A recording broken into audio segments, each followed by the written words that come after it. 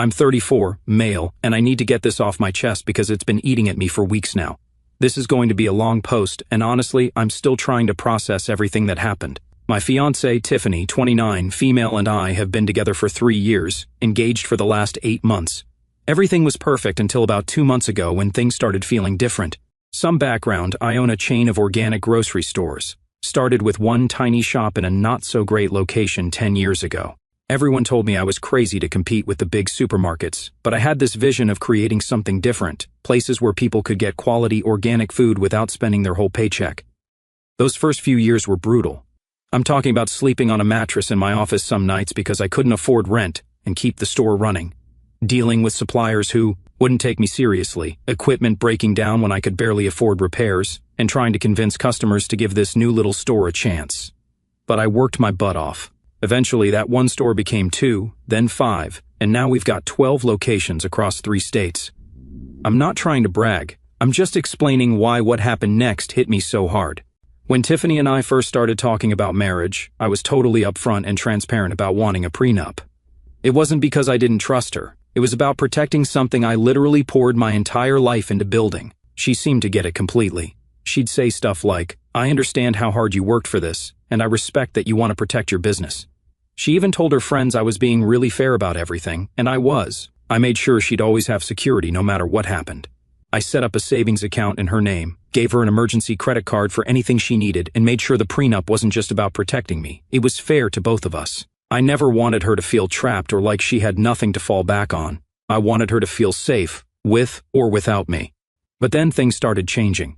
It was subtle at first. She'd make these little comments about how married couples should share everything, or she'd send me links to articles about couples who split everything 50-50, even their businesses. I didn't think much of it at the time. Everyone gets nervous about marriage stuff, right?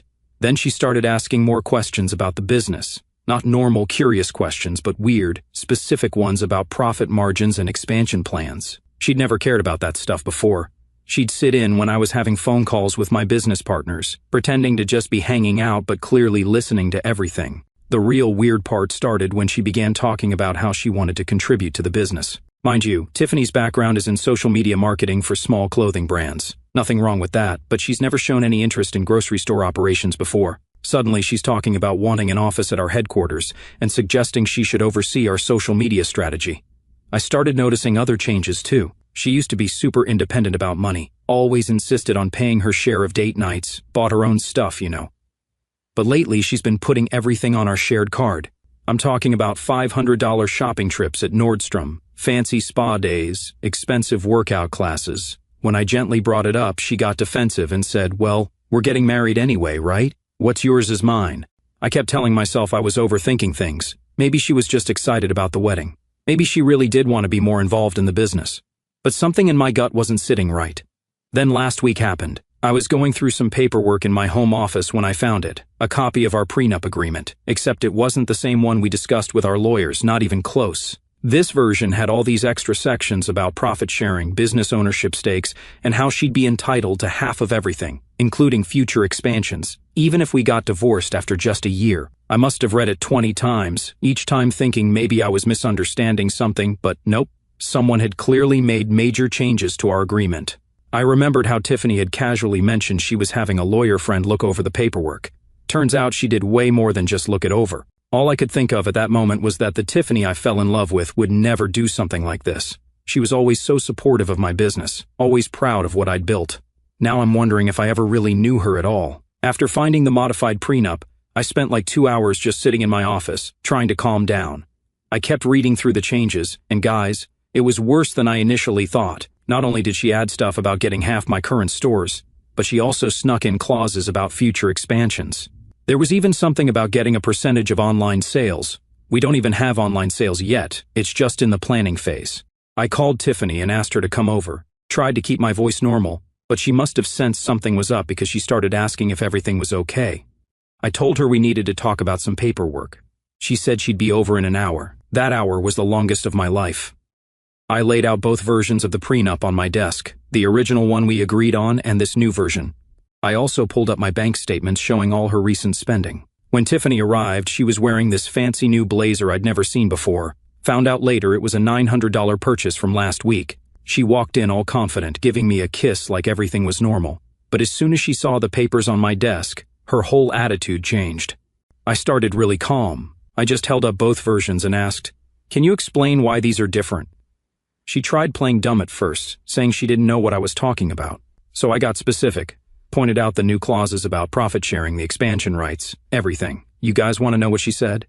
She looked me straight in the face and said, "Oh, those? They're just standard protections. Any smart person would have them in their prenup." Standard protections? I've been in the grocery business for 10 years. I know tons of other store owners. None of them have prenups giving their spouses rights to future business expansions. That's not a thing. I pointed to the clause about her getting decision-making power in the company, asked her what she knew about running grocery stores.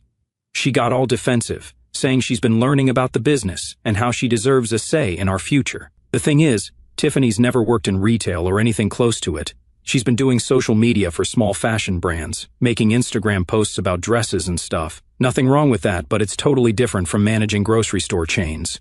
She's never dealt with produce suppliers, inventory systems, or store operations. Then she started with this whole speech about how I clearly don't trust her and how she's just trying to protect herself. She actually said, "What if you decide to leave me after I've invested years in this marriage? I need security." I tried explaining that the original prenup already gave her plenty of security. It included a generous settlement that would let her live comfortably, plus it increased based on how long we were married. But apparently, that wasn't enough. She kept going on about how times are different now and modern marriages are partnerships, which would be fine if she'd actually been partnering with me in the business, but she hasn't. She's never once asked to learn about operations or inventory, never showed interest in the actual work, just started demanding ownership rights out of nowhere. The conversation got really heated when I brought up her recent spending. $900 blazer, $1,200 for a wellness retreat weekend, $2,000 at some designer boutique, all in the last month. Her response? Well, I need to look professional if I'm going to be part of the business. That's when I lost it a little and said, "Tiffany, you're not part of the business. You've never been part of the business. Changing legal documents behind my back doesn't make you part of the business." She started crying, saying I was being mean and unfair, said she just wanted us to be true partners, and asked why I was making such a big deal about small changes to the prenup. Small changes? Trying to secretly get half of someone's business isn't a small change. That's like saying painting your house a different color while you're on vacation is a small change. The whole thing ended with her storming out, saying she needed time to think and that I clearly didn't value her enough. She's been staying at her parents' house since then. I talked to my lawyer. He said the changes aren't valid since I never agreed to them, but he's worried about what other documents Tiffany might try to modify before the wedding. After that fight about the prenup, Tiffany kept texting me these long messages about how I was being unreasonable. "I can't believe you're being like this," her message read. "I thought you trusted me. All these years together. And this is how you act over a few small changes." My fingers hovered over the keyboard. "Trust goes both ways, Tiffany. You altered legal documents without telling me. How is that okay? They're just small changes." 3 dots appeared, disappeared, then another message popped up. That's when she dropped the bomb. "Mark said every smart woman does this before marriage. At least someone is looking out for my interests." I sat back in my office chair, pinching the bridge of my nose. Mark, of course, her brother who drifted back into town 3 months ago, trailing the debris of 3 failed marriages and a resume of 6-month jobs like toilet paper stuck to his shoe.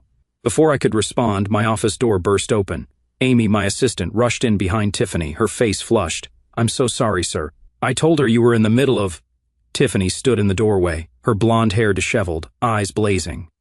Across from my desk, my biggest supplier turned in his chair with raised eyebrows. "We need to talk about this now," Tiffany announced, her voice echoing off the windows. "You can't just ignore me because you're mad about the prenup." The color drained from my face. "Tiffany, I'm in a meeting." "Oh, I'm sorry," she said, not sounding sorry at all. "Am I interrupting business?" She spat the word like it was poison. I turned to the client, who was already gathering his papers. "I am so sorry about this. Perhaps we could reschedule for tomorrow?" After he left, I closed the door and turned to Tiffany. "What were you thinking? You can't just burst into business meetings." She tossed her purse onto a chair. "Oh, so now I can't even come to my future business? Mark says I need to start asserting myself more." The mention of her brother's name made my jaw clench. "This isn't your business, Tiffany, and why are you taking advice from Mark? He's never run anything successful in his life." "Don't you dare talk about my brother like that." She stepped closer, jabbing a finger at my chest. "He's been through divorces. He knows how men like you operate." I stepped back, stunned. Men like me? What's that supposed to mean? You know exactly what it means. She crossed her arms. Businessmen who think they can control everything with money. Mark told me all about guys like you. I just stood there, unaware of the woman standing in front of me. Is she the same one I fell in love with? Mark says I should be on all the bank accounts before the wedding, she declared. He says that's the only way to make sure you don't hide money from me. I stared at her, trying to reconcile this person with the Tiffany I knew 3 months ago. The independent woman who supported my dreams, who laughed at my bad jokes, who never needed anyone to tell her what to think. Tiffany, I said softly, the original prenup already guarantees you'll be taken care of. Why isn't that enough? Her eyes flashed. Taken care of? I'm not some charity case. I deserve half of everything. Mark says that's what courts usually give wives anyway. But you haven't contributed to building this business, I said, immediately regretting my words. You've never even worked here. I've been supporting you emotionally. She paced the office like a caged animal. That counts for something. And once we're married, I'm going to be crucial to the business. How? You don't know anything about running grocery stores. I can learn. Her voice cracked slightly. Mark says I'm smart enough to run any business. He says you're just trying to keep me dependent on you. I sank into my chair, suddenly exhausted. She was speaking with Tiffany's voice, but the words were all Mark's. I tried one last time. Can we talk about this without bringing up what Mark says? Why are you so threatened by my brother? She leaned over my desk. Just because he's warning me about how these things usually go? I'm not threatened by Mark. I'm concerned you're taking life advice from someone who's failed at everything he's tried. The silence that followed was deafening. Tiffany's face turned red, then purple. How dare you? She grabbed her purse, hands shaking. Mark has been nothing but supportive. He's the only one telling me the truth about how to protect myself. You're just mad because he's helping me stand up to you. She stormed toward the door, then turned back, her eyes cold. Mark says I should be documenting all of this. Your controlling behavior, how you're trying to isolate me from my family. It'll all be useful later. The door slammed behind her. I reached for my phone to call my lawyer. While explaining everything, he interrupted. Has Tiffany's brother Mark ever asked about the details of your business finances? My blood ran cold. I remembered my accountant mentioning strange calls from a potential investor, someone asking oddly specific questions about our corporate structure and profit margins, someone who, in retrospect, sounded an awful lot like Mark. I looked at the photo on my wall, us at the beach last summer, her head thrown back in laughter as I made some stupid joke. That felt like a lifetime ago now. The engagement ring I'd spent months picking out suddenly felt like a lead weight in my gut. I didn't know what to do. Call off the wedding, try to wait out Mark's influence? Every option felt wrong, like I was either giving up too easily or being naive and hoping things would magically go back to normal. And something told me this was just the beginning. So after Tiffany's outburst at my office, her mom called me. This is the same person who once told Tiffany she lucked out finding a hardworking guy like me. Well, seems like Mark got to her too. The conversation went something like this. Her mom, James, we need to talk about how you're treating Tiffany.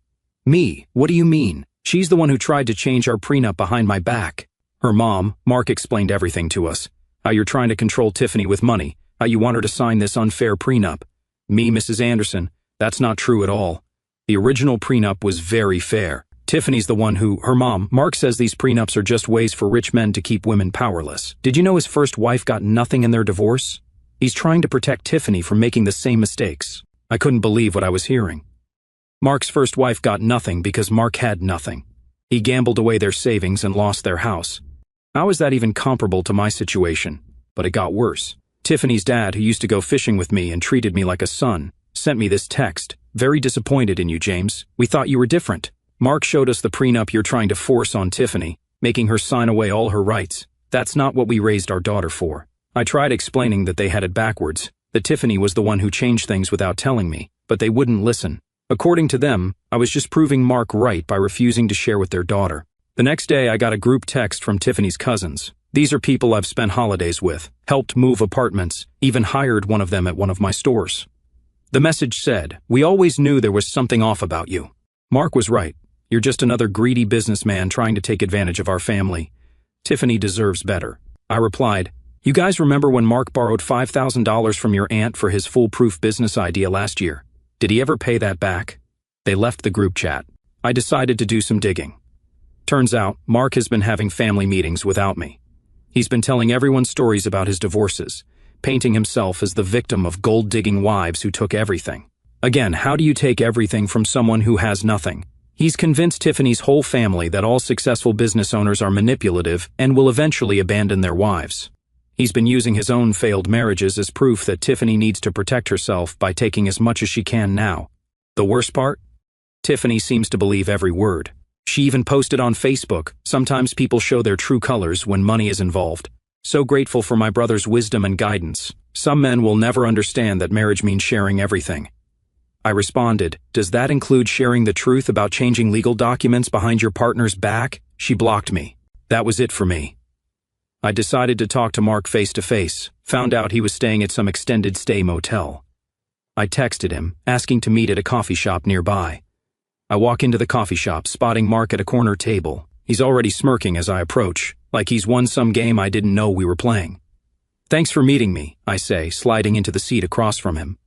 Mark leaned back, that smirk still plastered on his face. "Hey, future brother-in-law," he pauses, tilting his head, or maybe not, way things are going.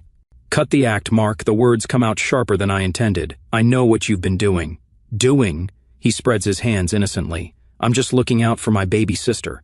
By telling her to change legal documents behind my back? By calling my office pretending to be an investor?" He doesn't even try to deny it, just sits there, that insufferable smugness radiating from him.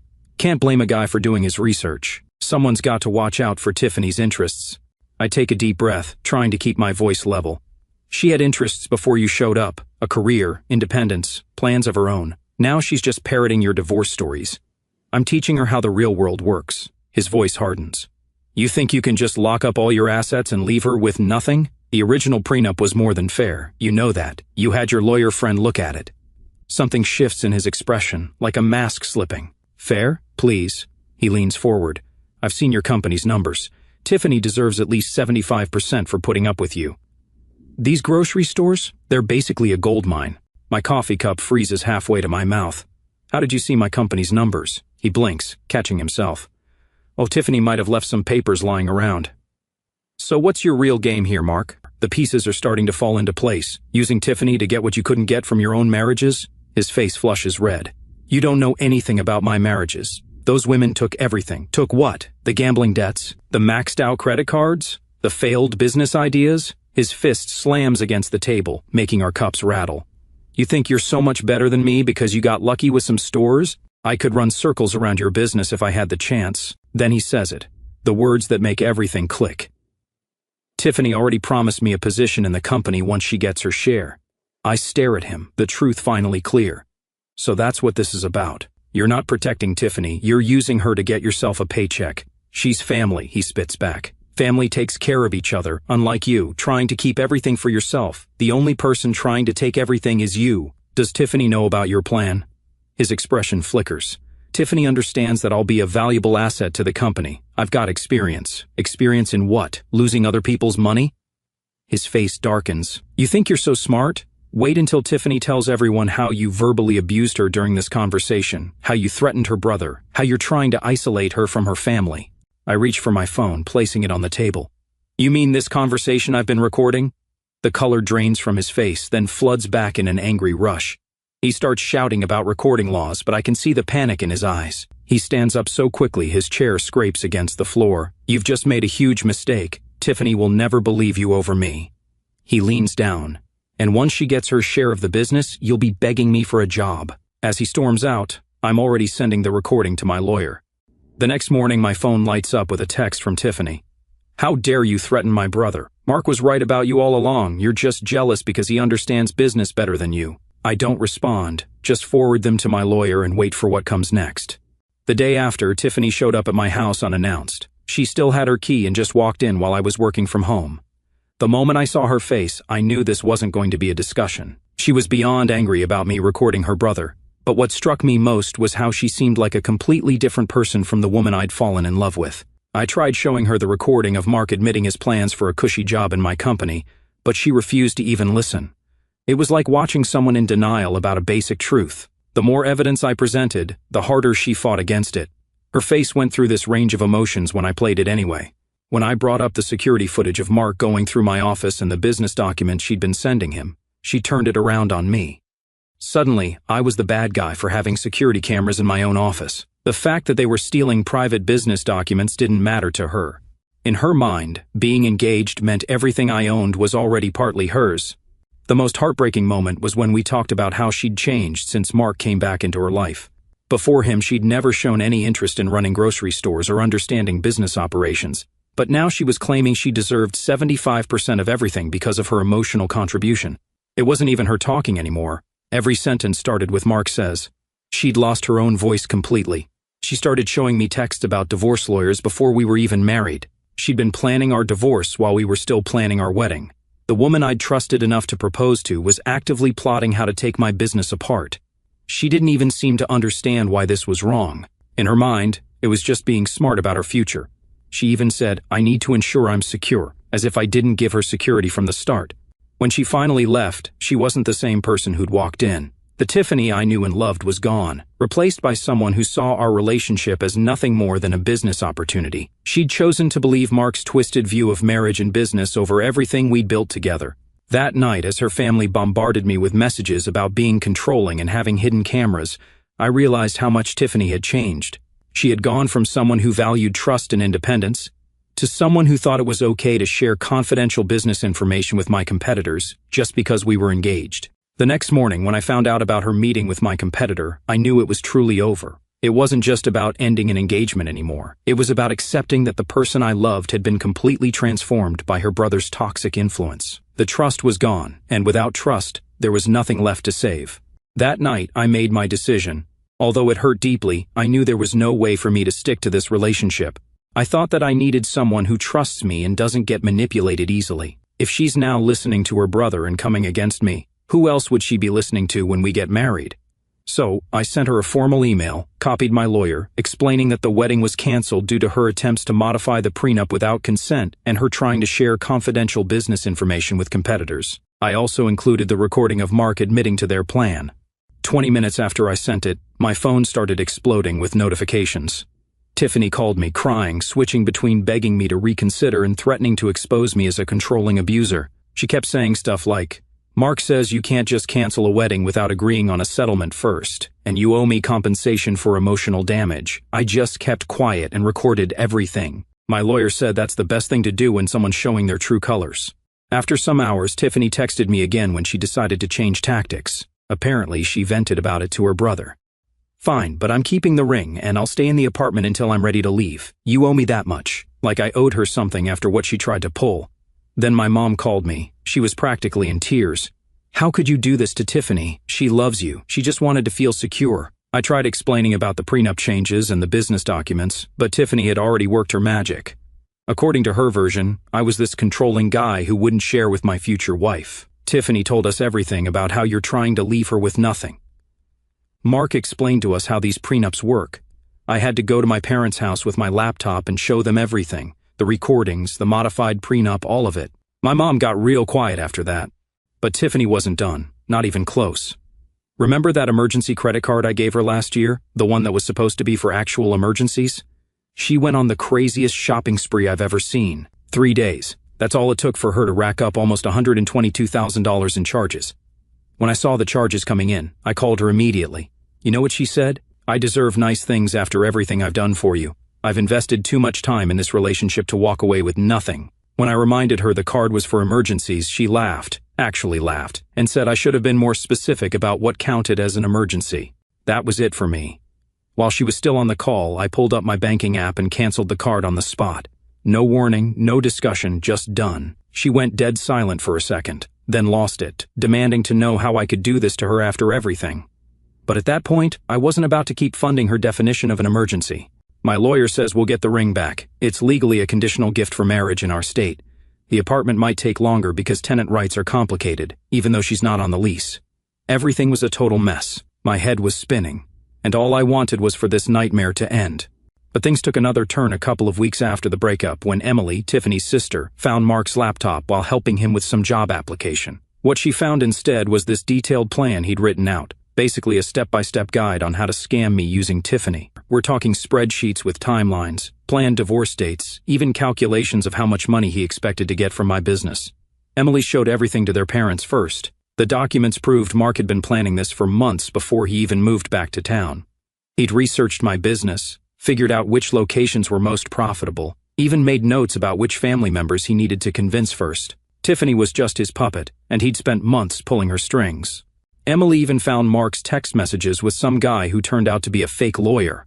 They were discussing how to manipulate Tiffany with gems like, "She's too trusting, this will be easy, and once she's married, we can push for majority control." Mark had even promised this guy a percentage of what they thought they'd get from my business. When Tiffany finally saw all this evidence, something cracked. Emily told me she spent 3 days locked in her room, reading through everything. All those business ideas Mark claimed he lost to his ex-wives?